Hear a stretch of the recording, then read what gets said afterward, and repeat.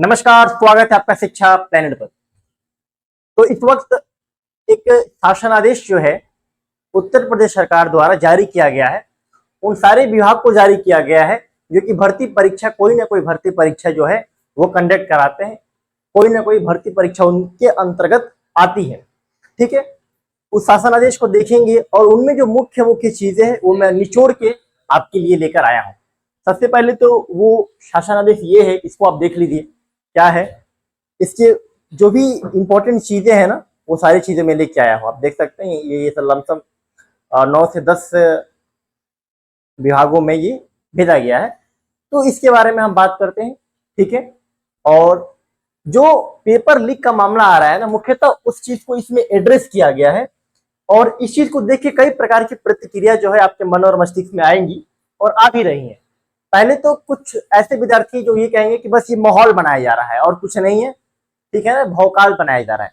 कुछ ऐसे विद्यार्थी हैं जो ये कहेंगे कि नहीं ठीक है, अच्छा कार्य किया जा रहा है, एक आध महीने लेट ही पेपर हो लेकिन अच्छे तरीके से सारी चीजें ये लोग समझ लें, प्रशासन टाइट व्यवस्था कर लिया जाए, एक एक चीज को हर एक जगह पे पुख्ते तरीके से वेरीफाई कर लिया जाए, तब पेपर कराया जाए। क्योंकि बाद में फिर पेपर लीक का मामला आता है। आजकल तो वो पेपर लीक का मामला मतलब कॉमन बात हो गई, आम बात हो गई है, वो अब न्यूज भी नहीं देखना पड़ रहा है, वो पता है कि पेपर है तो लीक है।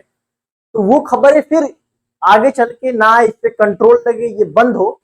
तो मेरा भी यही मानना है कि एक आध महीने लेट हो जाए लेकिन पेपर के बाद फिर इस तरीके की खबरें ना आए। तो उसी से रिलेटेड ये कुछ आदेश जारी किया था। इसको आप यूपी का जो शासन आदेश का वेबसाइट है वहां से वेरीफाई भी कर सकते हैं।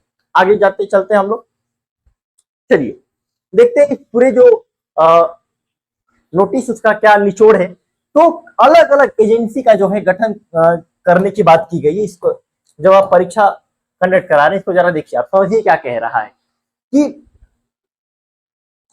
4 लमसम एजेंसी की बात की है कि कम से कम तो आप 4 डिफरेंट एजेंसी का गठन करिए कोई भी परीक्षा जब आप कंडक्ट करा रहे हैं, जिसमें ए एजेंसी जो होगी उसका काम होगा प्रश्न पत्र तैयार करना।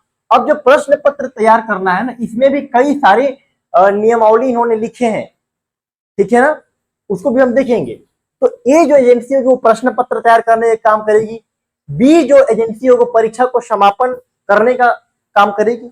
इसमें भी और सारी पॉइंट है, जो मुख्य पॉइंट है वो आपके लिए लेके आया हूं, जो आपके लिए जरूरी है, जितना जरूरी है उतना ही पूरा। अब वो पढ़ने लगा जाए पीडीएफ तो लंबा 15-20 मिनट का वीडियो हो जाएगा, कोई मतलब नहीं है। जो सी आपकी एजेंसी होगी वो क्या करेगी, परीक्षा केंद्र की सुरक्षा की व्यवस्था की जिम्मेदारी उसकी होगी। जो डी एजेंसी होगी वो OMR स्कैनिंग करेगी आपके परीक्षा के बाद, और जो आपका परीक्षा फल होगा वो विभाग को, आयोग को देगी। तो इस तरीके से 4 कम से कम एजेंसी की गठन करने की बात की गई है, परीक्षा पत्र तैयार होने से लेके परीक्षा समापन कराने में, परीक्षा केंद्र पर सुरक्षा व्यवस्था करने में और OMR स्कैनिंग में। आगे चलते हैं हम लोग। जब ये कुछ इंपॉर्टेंट है, इस चीज को आप देखना है। प्रश्न पत्र की तैयारी के बारे में कुछ इंपॉर्टेंट पॉइंट्स दिए गए, इसको जरा हम देख लेते हैं। कहा गया है कि जो भी परीक्षा पत्र होगा उसमें कम से कम 2 या 2 से अधिक प्रश्न पत्र देंगे। कोई भी परीक्षा कंडक्ट करा रहे हैं यूपी में, आपको 2 या 2 से अधिक प्रश्न पत्र देने हैं। और इसमें भी इन्होंने कह दिया है कि ये जो 2 या 2 से अधिक प्रश्न पत्र आप तैयार करेंगे, उसमें जो क्या होगा कि अलग अलग एजेंसी द्वारा वो प्रिंट होगा। समझ रहे हैं ना, अलग अलग एजेंसी उसकी जिम्मेदारी लेगी। इस बात पे, इस चीजों पे ध्यान रखा गया। यानी प्रिंटिंग प्रेस के बारे में शायद कहना चाहते हैं कि अलग अलग जगह से वो प्रिंट होगा। क्योंकि हाल ही में आपने ये मामला देखा था कि प्रिंटिंग प्रेस से ऐसी खबरें आ रही थी कि प्रिंटिंग प्रेस से ही पेपर लीक हो गया। तो 2 पेपर, कम से कम 2 प्रश्न पत्र आपको बनाने हैं, अलग अलग जगह से बनेंगे। दूसरा तीसरा बात क्या किया जा रहा है कि जो परीक्षा वाले दिन होगा, मेन पेपर 5 घंटे पहले पूर्व तय किया जाएगा। 2 पेपर बना लिया जाएगा और उन दोनों पेपर में से कौन पेपर अभ्यर्थियों को देना है ये 5 घंटे पहले तय किया जाएगा परीक्षा वाले दिन। तो ये अच्छी चीजें निकल के आ रही है। अच्छा, इनमें भी न्यूनतम 8 सीरीज के पेपर बनाने हैं। इसमें और चीजें कही गई हैं जो सामान्य होता है, जैसे ऊपर नीचे क्वेश्चन होंगे, जंबलिंग वर्ड का प्रयोग होगा, वो सब सभी चीजें सामान्य है। ये चीजें कुछ इंपॉर्टेंट है जो कि प्रश्न पत्र की तैयारी के लिए कही जा रही है। अलग अलग प्रश्न पत्र तैयार होगा, 2 प्रश्न पत्र तैयार होगा, दोनों में से कौन सा देना है वो उसी दिन डिसाइड होगा जिस दिन परीक्षा है, 5 घंटे पहले डिसाइड होगा। और मैं तो कहता हूं कि इसको और कम करो, इसको और कम करिए, 2-3 घंटे पहले डिसाइड करिए कौन सा पेपर देना है, दोनों पेपर को सेंटर पे पहुंचा दीजिए। अब देखना है अलग अलग किस प्रकार की बातें होती है, इसको और थोड़ा कम करेंगे तो और अच्छा रहेगा। ठीक है, आगे बढ़ते हैं। इसमें और चीजें हैं जी, इसमें और चीजें हैं। 5वां चीजें क्या है, 2 स्तरीय परीक्षाएं होंगी। ये काफी चर्चा में है क्योंकि बिहार में भी इसके बारे में बात की जा रही है। जैसे ये क्या कह रहे हैं कि आप क्या करिए कि जिस परीक्षा में 4 लाख से ज्यादा अभ्यर्थी हो रहे हैं, उस परीक्षा को 2 हिस्सों में लीजिए, एक आप प्री करिए और दूसरा आप मेंस करिए। ये चीजें बिहार में भी हो रही है। हालांकि अगर टीजीटी पीजीटी की शिक्षक भर्ती की बात करूं तो वहां पर ये नहीं होगा क्योंकि वो ऑलरेडी यहाँ पे हो रहा है। सीटेट लेते ही हैं आप, स्टेट लेवल पे स्टेट कंडक्ट कराया ही जाता है, तो टीजीटी पीजीटी में ऑलरेडी 2 स्तरीय परीक्षा हो रही है। लेकिन इसके अलावा जो भी अन्य परीक्षा है, कह रहे हैं कि अगर 4 लाख से ज्यादा अभ्यर्थी हैं तो उनको 2 हिस्सों में लिया जाए, प्री कराया जाए, उसके बाद मेंस कराया जाए। यही सेम चीजें बिहार में भी लागू होने की बात कही जा रही है। अच्छा ठीक है, आगे, एक पाली में मैक्सिमम 5 लाख अभ्यर्थी ही बैठ सकेंगे, इस बात का ध्यान रखना है।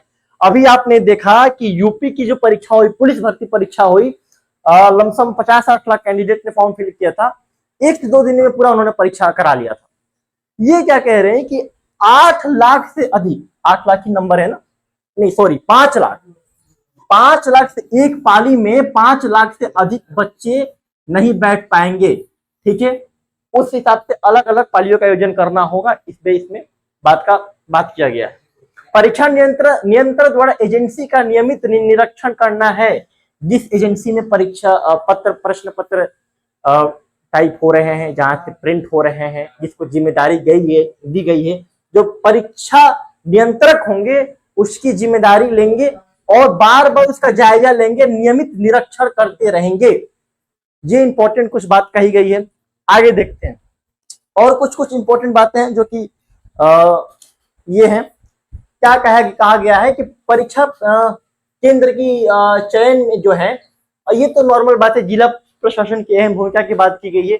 एक बात और बात की गई है कि जो 10 किलोमीटर के परिधि में ही आपका परीक्षा केंद्र होना चाहिए। मान लीजिए आपका रेलवे स्टेशन है, बस स्टैंड है, उससे 10 किलोमीटर के अंदर ही आपका परीक्षा केंद्र हो, ताकि विद्यार्थियों को सुविधा हो। इसके अलावा कुछ और बातें हैं वैकेंसी वगैरह को लेकर, वो आमतौर पे बातें हैं। मुख्यतः ये कुछ इंपॉर्टेंट चीजें हैं, इसको और घटाएं और इसको देखें।